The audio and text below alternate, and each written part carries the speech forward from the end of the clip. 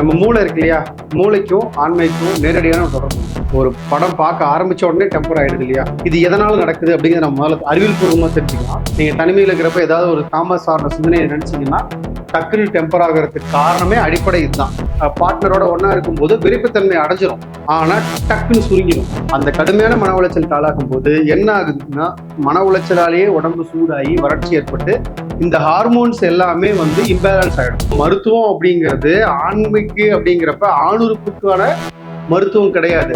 உடலுக்கு கூடிய எல்லா உறுப்புகளுக்கும் நம்ம சரி செஞ்சாதான் ஆண்மையை நம்ம சரி செய்ய முடியும். அனைவருக்கும் வணக்கம். நான் உங்க ஹீரோ சக்திவேல் பேசுறேன். இந்த வீடியோ பதிவு எதுக்காக பாத்தீங்கன்னா, ஆண்மை சம்பந்தப்பட்ட ஒரு விழிப்புணர்வுக்கான பதிவு தான் இது. நம்ம மூளை இருக்கு இல்லையா, மூளைக்கும் ஆண்மைக்கும் நேரடியான தொடர்பு உண்டு. அதை பத்தி தெரிஞ்சுக்கிறது தான் இந்த பதிவு. உதாரணத்துக்கு இப்ப நீங்க ஒரு ஆபாசம் படம் பாக்குறீங்க, இல்லாட்டினா யாராவது பார்த்த உடனே உங்களுக்கு ஆசை வருது, இல்ல ஒருத்தங்களோட போன்ல பேசும்போது உங்களுக்கு டெம்ப்ட் ஆகுது அப்படிங்கிறப்ப அந்த இடத்துல என்ன நடக்கும்? அந்த வித்தின் ஃபிராக்ஷன் ஆஃப் செகண்ட்ல ஒரு ஆணுறுப்பு டெம்பர் ஆகுது இல்லையா, ஒரு படம் பார்க்க ஆரம்பிச்ச உடனே டெம்பர் ஆயிடுது இல்லையா, இது எதனால நடக்குது அப்படிங்கிறத நம்ம முதல்ல அறிவியல் பூர்வமா தெரிஞ்சுக்கலாம். ஃபர்ஸ்ட் மூளையில பாத்தீங்கன்னா டோபமைன், செரோட்டோனின் ரெண்டு ஹார்மோன்ஸ் இருக்கு இல்லையா, அது எங்க சிக்னல் கொடுக்கும் அப்படின்னா ஹைப்போதாலமஸ்ங்கிற ஒரு பகுதிக்கு சிக்னல் கொடுக்கும். அங்கிருந்து என்ன சிக்னல் போகும்னா கொனாட்ரோபின் ஹார்மோன்ஸ் சிக்னல் கொடுக்கும். அங்கிருந்து பிட்யூட்டரி கிளாண்டுக்கு சிக்னல்ஸ் வரும். அங்கிருந்து லூட்டனைசிங் ஹார்மோன், அதாவது ஆண்களுக்கு ஆண்மையை திறம்பட செய்ய வைக்கிற ஒரு ஹார்மோன் தான் அது லூட்டனைசிங் ஹார்மோன். இந்த லூட்டனைசிங் ஹார்மோன்ல இருந்து டெஸ்டோஸ்டிரானுக்கு சிக்னல் போகும். டெஸ்டோஸ்டிரான் சிக்னல் நல்லா கிடைச்சதுனா தான் அங்கிருந்து தான் ஸ்பெர்ம் நமக்கு உற்பத்தி ஆகுது. இந்த செகண்ட் வித்தின் ஃபிராக்ஷன் ஆஃப் செகண்டுக்குள்ளேயே இத்தனை ப்ராசஸும் சரியா நடந்தாதான் உங்களுக்கு படம் பார்த்த உடனே டக்குன்னு டெம்பர் ஆகிறது, விரைப்புத்தன்மை வறட்சிக்கு நிற்கிறது, அந்த தாட்டு வந்த உடனே வறட்சிக்கு நிற்கிறது.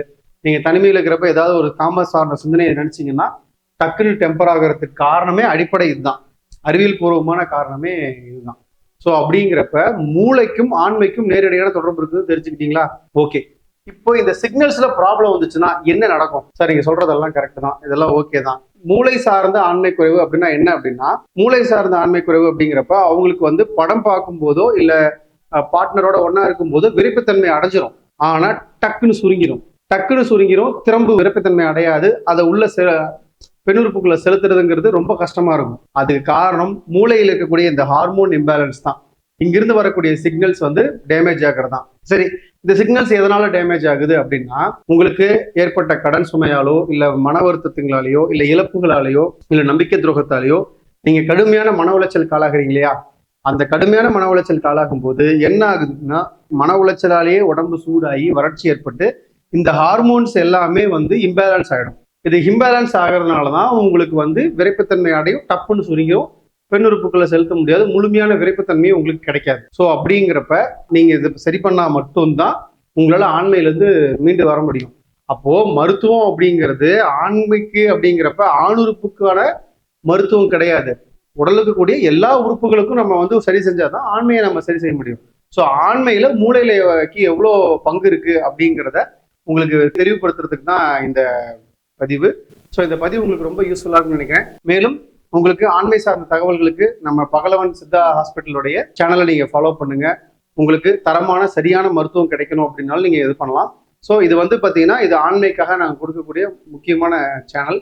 ஸோ இது புதுசாக நாங்கள் ஸ்டார்ட் பண்ணியிருக்கோம். மேலும் ஃபர்தர் ஒவ்வொரு விஷயங்களுக்கும் நான் அப்டேட் பண்ணுவேன். அல்சர் மூலியமா எப்படி ஆண்மை குறைவு வருது, இதய பலகீனமான எப்படி ஆண்மை குறைவு வருது, சர்க்கரையால எப்படி ஆண்மை குறைவு வருதுங்கிறத முழுக்க நான் உங்களுக்கு ஃபுல்லா எக்ஸ்பிளனேஷன் கொடுக்குறேன். இந்த சேனலை ஃபாலோ பண்ணுங்க, சப்ஸ்கிரைப் பண்ணுங்க. நன்றி, வணக்கம்.